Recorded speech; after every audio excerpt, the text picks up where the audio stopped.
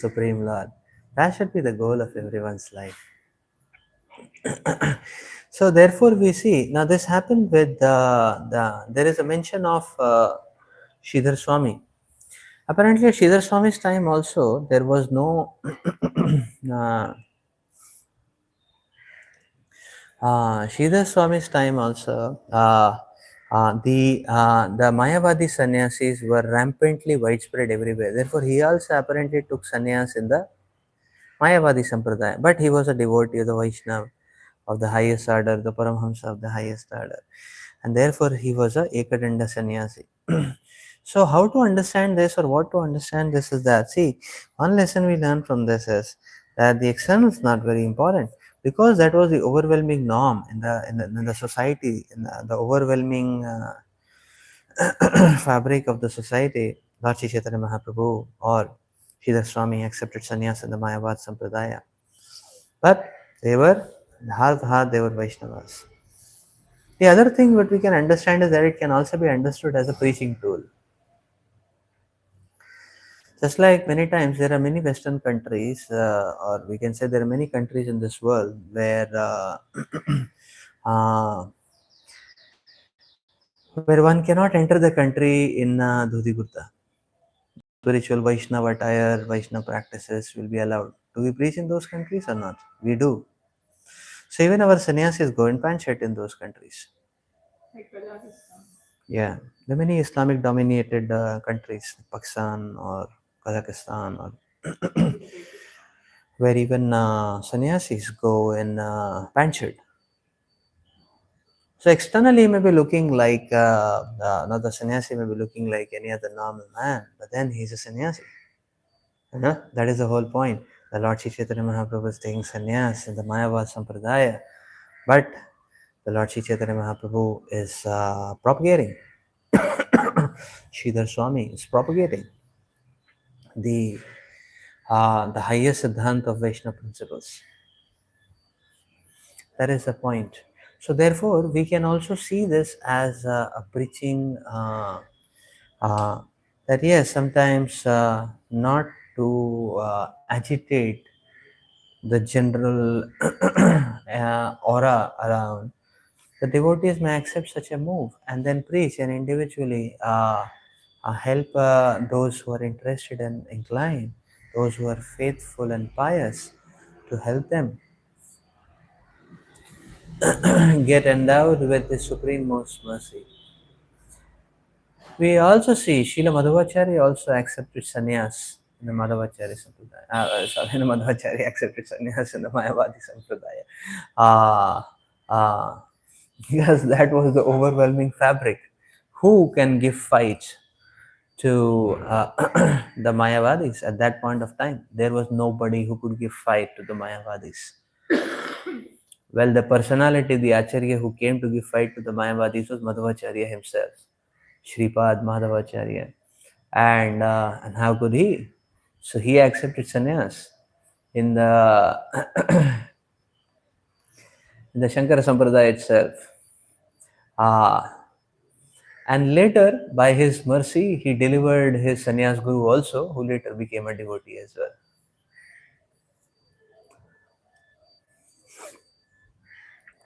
So we see the acharyas have taken. So that means what? This only means that the external is not. The acharyas have not given too much emphasis on the external, but they have very much given emphasis on the preaching, the the practice, the state of the heart, and that is being very powerfully being highlighted by this Brahmana of Avantipura, the Avanti Brahmana who became a Paramahansa sannyasi. So, so what is the fabric or what is the foundation behind the Avanti Brahmana's conviction? He's saying yes, no doubt.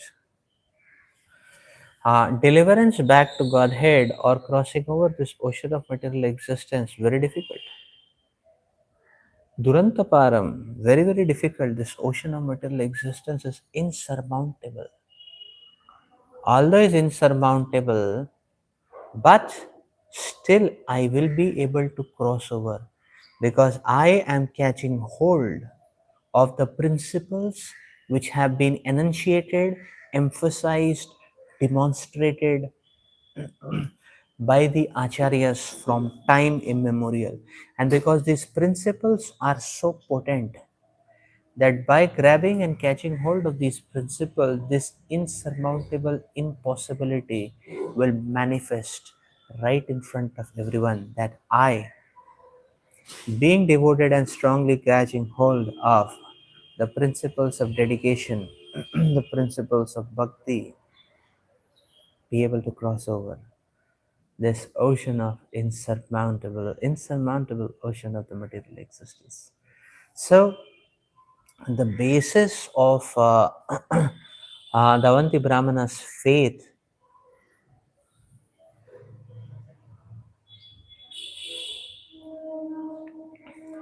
is the efficacy and the amount of empowerment and the amount of mercy which is embedded in these principles of Sharanagati. That these principles of Sharanagati are so powerful and so potent that anyone, no matter at what level of conditioning a person is in, no matter what itinerary of situations one is in, one will be able to cross over. That is the power of these principles of Sharanagati, and that is why uh, the whole focus of a sadhaka should be how to increase our service to Krishna, how to increase our service attitude to Krishna. How can I serve Krishna more and more with my body, more with my mind, more with my words? And therefore, Srila Prabhupada is explaining, see, Srila Prabhupada explains in Srimad Bhagwatam at one place that everyone should take sannyas. That is the goal of life. Everyone should take sannyas. Then only the human form of life becomes meaningful. Everyone should become a sannyasi. And Prabhupada is emphasizing being a sannyasi in the heart. Externally, and because Baba says, externally some people may accept the dress of sannyas also, but everyone should become a sannyasi. Prabhupada says. Externally, very few may be able to accept the dress. I mean, few may be able to accept the dress, but everybody should become a sannyasi at heart to accepting the principles. And here in the purport, it is very clearly being described that what is the path to become a sannyasi, to become that much absorbed in Paratmanishta means that much absorbed in transcendence that no material situations can shake that absorption, disturb that absorption. And the way is, as enunciated by Srila Rupa Goswami, by controlling the Vegas, by mind and sense control. And that is where Srila Prabhupada, that is where the disciples of Srila Prabhupada, they are quoting in the purpose. Srila Rupa Goswami's Upadeshamrita takes one, nectar of instruction. Vacho vegam manasakrodha vegam, jihiva vegam udarupastu vegam, etan vegan yo vishayeta dhira, sarvam apimam prithivim cha shishyat. So how to become over flooded with the spiritual potency, so much so that one can be one so much so that one can even help others in going back to transcendence in a genuine and meaningful manner. That is by controlling the six urges: the urge to speak, vacho vegam; the restlessness of the mind, manasa vegam; the anger, onslaught of anger, the fury of anger, as Krodha Vegam, Jihiva Vegam, the demands of the tongue, Udar Upastha Vegam, the demands of the belly, and the demands of the genitals. And therefore, and this should be, so this is the pathway. Because to reach any destination, we need a map, how to go, what road to take. The road to take is Vacho Vegam, Manasa Krodha Vegam. Jihiva Vegam, Udarupastha Vegam. So by that, one will be able to develop such a potency that that one can soak in like a sponge. One can soak in the infinite spiritual substance, and then such a person becomes truly capable of sharing and helping the world because one has such an oceanic, deep spiritual substance which one can share. Therefore, it is said there that such a devotee, such a fixed up, committed, dedicated devotee can initiate disciples all over the world. He can help people all over the world. Such a person can do that. So, therefore, this verse and the teachings here are uh, are very important. The verse and the teachings here form basically the backbone of. Can form the backbone, very foundational and backbone principles of uh, devotional service are being explained here. You know? And that is the import of sannyas, and complete service to the Supreme Lord, completely being available for Krishna's pleasure, and completely working hard for Krishna's pleasure. That is sannyas. That is sannyas. That's why the 6.1 is being done. So one who is serving Krishna in dedication.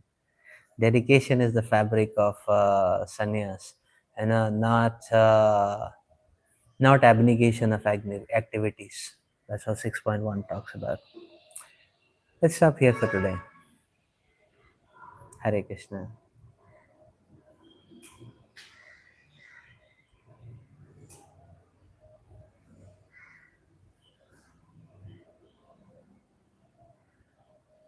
Yes, Sushant.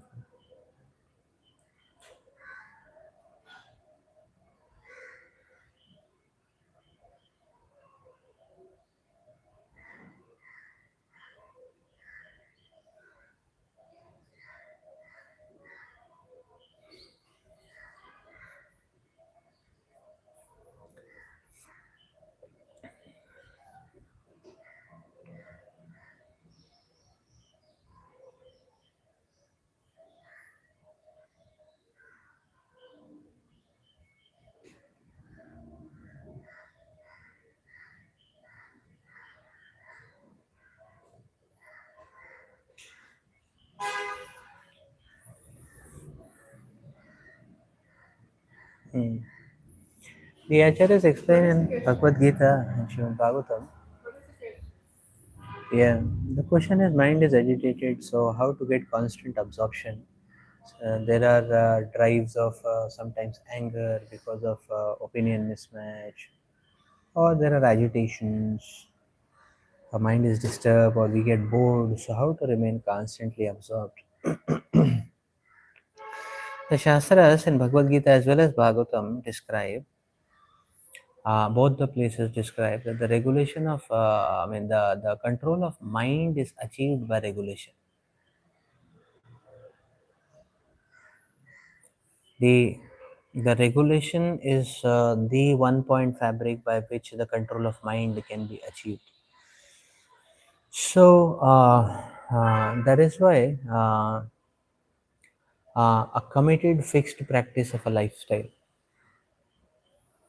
we force ourselves to follow a fixed committed practice of a lifestyle, the mind comes under control. That is everyday practice of attending the full morning program, everyday practice of reading Bhagavatam, hearing, chanting. So we see service. Slowly, we feed in the regulated practice. Many devotees, they take every evening, they take a Krishna Katha program, they take a preaching program. They don't sit any evening. They will not take dinner if they don't preach. They won't sleep also if they don't preach. So they take up some preaching engagements. Many devotees, so why? That regulation is what will control the mind.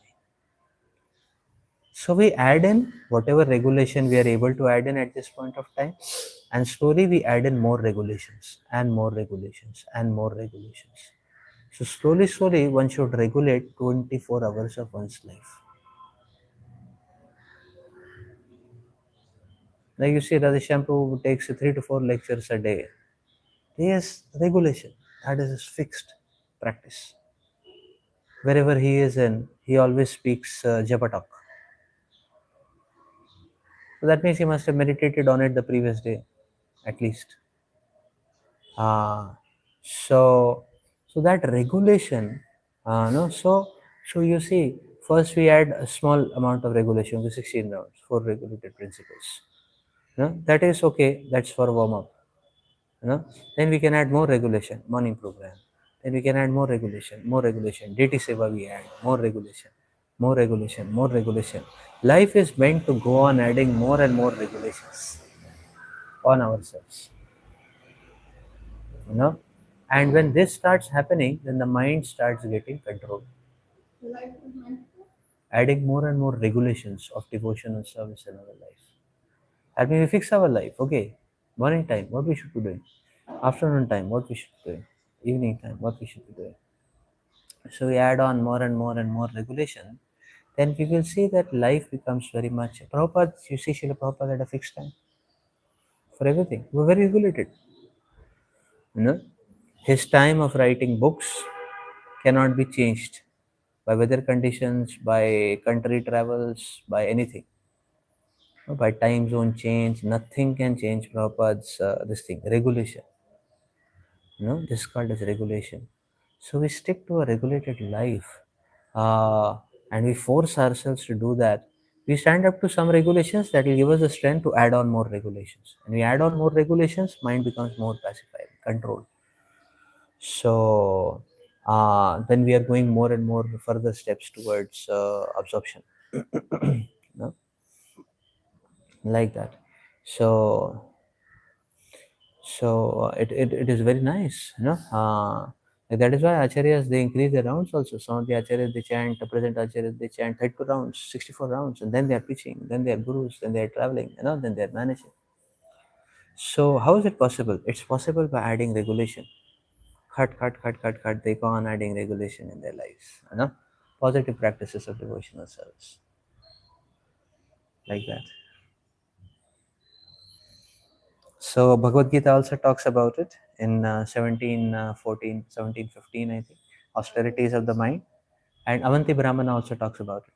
We are talking about Avanti Brahmana. Avanti Brahmana also speaks about this. That the only way is to add regulated practices, small and big regulative duties. One should not give. One should be very. One should very committedly do it. He says that's how we can go. Yes. Yes. Yes.